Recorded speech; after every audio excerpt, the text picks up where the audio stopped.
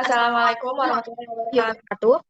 Saya Syahan Nabila dengan NIM 10012200034. Saya Latia Vina Purwotayun dengan NIM 44422200142. Kami ingin menjelaskan tentang sejarah dan perkembangan genetika.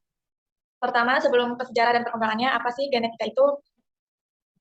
Genetika adalah ilmu yang menyangkut dengan pewarisan sifat atau hereditas dan variasi. Genetika juga menganalisis unit keturunan dan perubahan pengaturan dari berbagai fungsi fisiologis yang membentuk karakter organisme.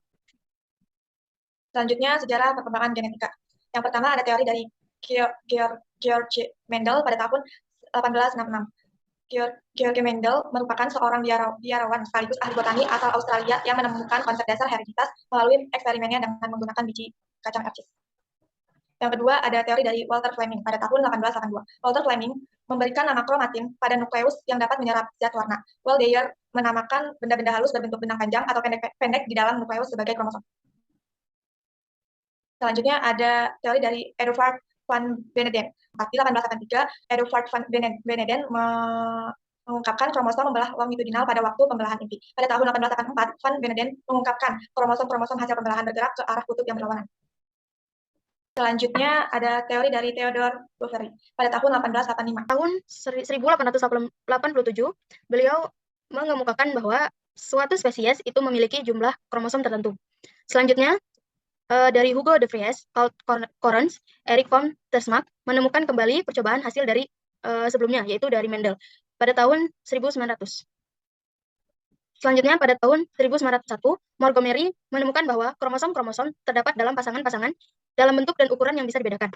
Kromosom yang berpasangan ini itu berasal dari induk jantan dan betina. Selanjutnya, pada tahun 1902, yaitu dari Correns, dia mengemukakan bahwa ada hubungan yang sangat dekat antara pemisahan gen-gen berdasarkan dari hukum Mendel dengan reduksi kromosom atau pada pembentukan gamet. Selanjutnya, pada tahun 1903, Sutton dan T. Boveri mengungkapkan teori kromosom untuk pewarisan secara fisik. Faktor keturunan itu terletak pada kromosom. Johannes menggunakan istilah genotip dan fenotip. Pada tahun 1909, Johannes kembali lagi mengemukakan penggunaan istilah gen. Selanjutnya, pada tahun 1922, William Bateson menemukan istilah genetik dari bahasa Yunani, geno yang artinya give birth, yang menjelaskan studi pewarisan dan variasi.